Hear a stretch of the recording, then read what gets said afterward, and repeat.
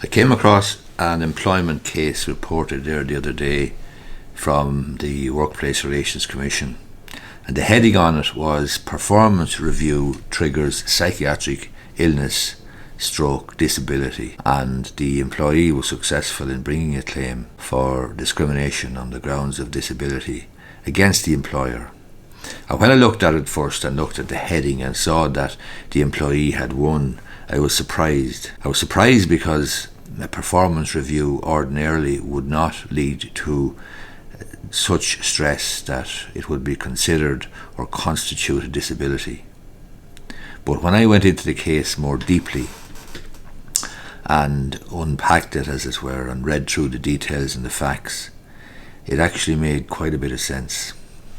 The background was an employee she brought a claim for harassment on the grounds of disability. She had been subject to a performance review, and she was awarded €8,000 for the harassment on the grounds of disability.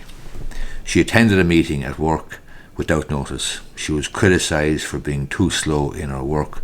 She was compared to other members of staff, and she was asked how her parents would view her.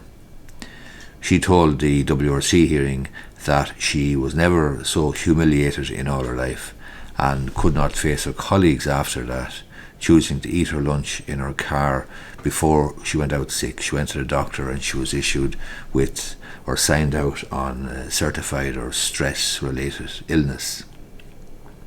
The harassment which the WRC adjudicator, found was the requirement on the employee to phone her workplace every week, even though she was on sick leave.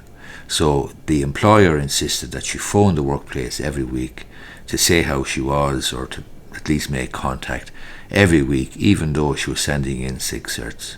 And the WRC adjudicator found that this essentially amounted to harassment.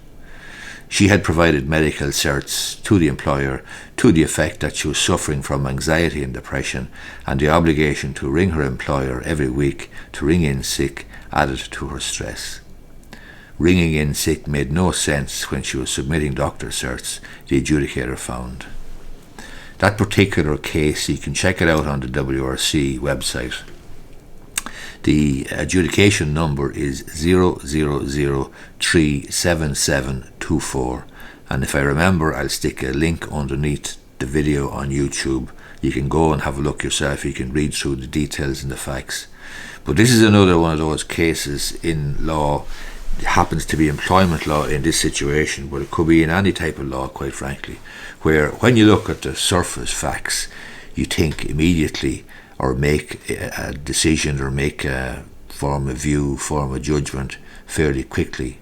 But when you actually strip away the headline and strip away the attention-getting headline or title on a blog post or on a decision, and when you actually unpack and find out all the facts and so on, it actually begins to make sense then.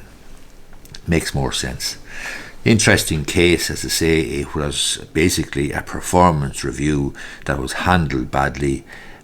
Ordinarily, you'd say, pull yourself together. We all get performance reviews that are not to our satisfaction or meet with our approval, but we need to continue working away, soldiering on, etc., etc.